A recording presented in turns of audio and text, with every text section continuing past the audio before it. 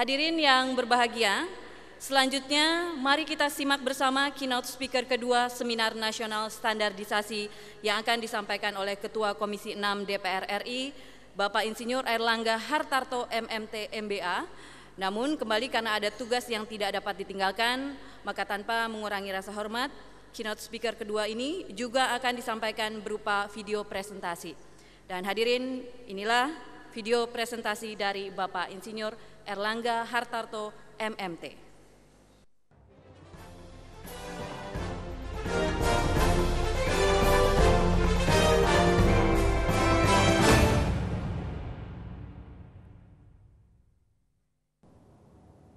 Assalamualaikum warahmatullahi wabarakatuh. Salam sejahtera bagi kita semua. Bapak, Ibu, dan Saudara sekalian, para peserta Seminar Nasional Standarisasi yang berbahagia.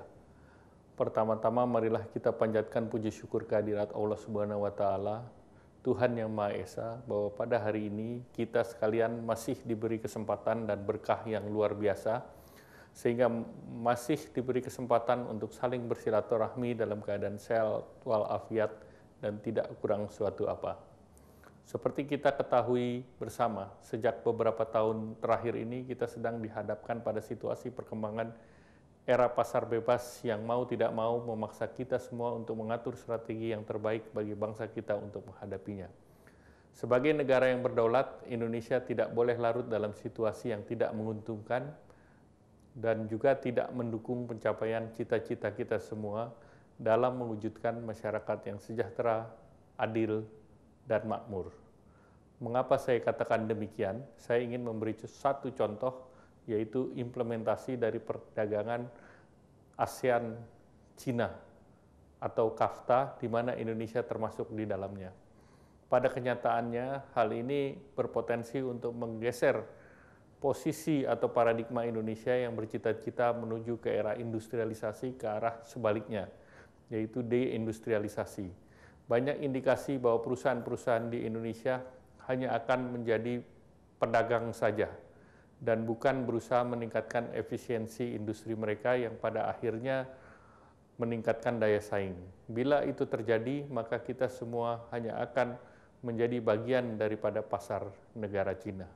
Bapak, Ibu, dan Saudara sekalian yang saya hormati, kita semua menyadari bahwa indikasi-indikasi tersebut semata-mata bukan karena kesalahan para pelaku industri, sudah seharusnya menjadi tugas negara untuk menciptakan iklim investasi yang berpihak kepada industri dalam negeri.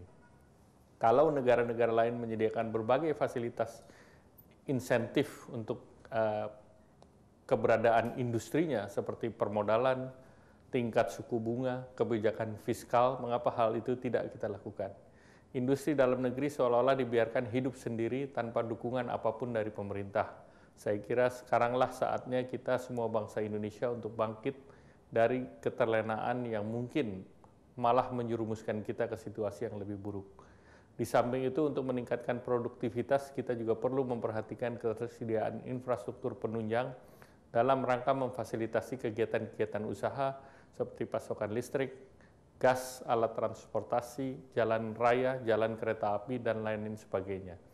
Oleh karena itu, penyediaan dan perbaikan fasilitas-fasilitas penunjang tersebut juga harus menjadi prioritas pemerintah dalam mendukung kelancaran dan efisiensi kegiatan industri di Indonesia. Bapak-bapak, ibu-ibu, dan saudara sekalian peserta seminar yang berbahagia. Dalam percaturan ekonomi global seperti sekarang, tentu kita harus melakukan strategi-strategi tertentu agar dapat bersaing di pasar bebas. Terlepas dari kewajiban Indonesia untuk memenuhi dan mematuhi perjanjian-perjanjian yang sudah ditandatangani, maka kecintaan terhadap produk dalam negeri juga harus terus ditumbuh kembangkan. Selain itu, salah satu upaya lain yang perlu kita lakukan adalah peningkatan standarisasi produk nasional agar dapat menembus dan bersaing di pasar dunia. Dalam rapat dengar pendapat Komisi 6 DPR yang saya pimpin dengan 5 Menteri Bidang Perekonomian pada tanggal 20 Januari yang lalu, Komisi 6 bersepakat untuk meminta pemerintah agar segera melakukan pembenahan dan memperkuat kelembagaan yang mengurusi standarisasi, yaitu Badan Standarisasi Nasional. Di samping itu, dalam rangka meningkatkan perlindungan dalam negeri terhadap serbuan produk-produk dari luar negeri, utamanya dari Cina, Komisi 6 juga mendesak pemerintah untuk memperkuat dan memperluas penerapan Standar Nasional Indonesia atau SNI. Terkait dengan hal tersebut, maka saya menyambut baik gerakan dicanangkannya Gerakan Nasional Penerapan SNI atau Genap SNI. Gerakan ini pada hakikatnya adalah upaya untuk mendayagunakan serta memobilisasi segenap sumber daya yang kita miliki secara komprehensif dan terpadu dengan melibatkan seluruh pemangku kepentingan di bidang standarisasi.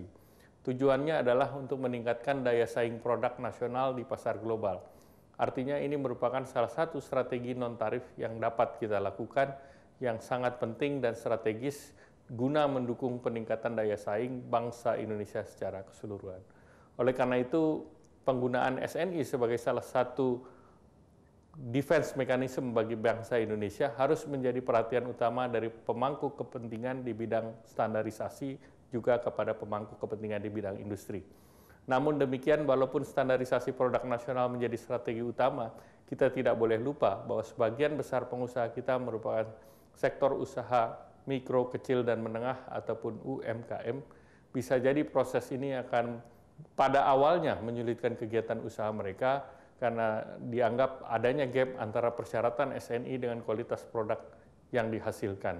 Namun pada akhirnya ini tentu meningkatkan daya saing mereka.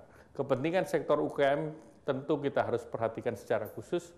Kalangan industri harus melibatkan sejak awal dilakukannya penyusunan SNI agar kepentingan mereka dapat diakomodasi dengan baik.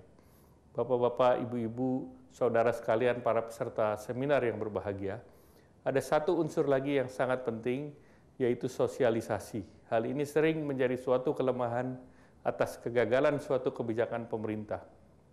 Oleh karena itu, penyebaran informasi dengan turun langsung ke masyarakat atau melalui media massa harus dilakukan seefektif mungkin agar tidak terjadi kendala di lapangan dalam mengimplementasikan kebijakan yang telah dibuat. Sebelum saya mengakhiri sambutan saya, sekali lagi saya ingin ingatkan kepada Bapak, Ibu, dan saudara-saudara sekalian bahwa kita masih memerlukan perjuangan dan upaya yang keras untuk terus meningkatkan daya saing kita menghadapi era globalisasi.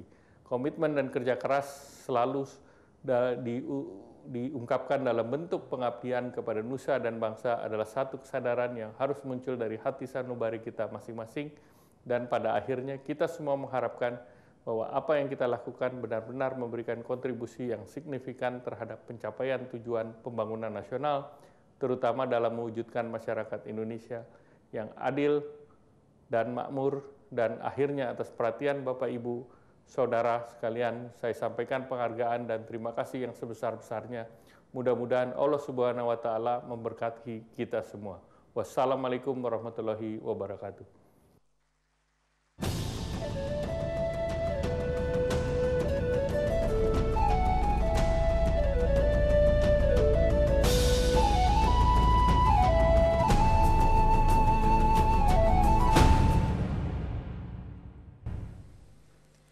Ya, hadirin, demikian tadi video presentasi Bapak Insinyur Erlangga Hartarto MMT. Semoga kita tetap dapat mengambil semangat dari materi yang disampaikan dari video tadi.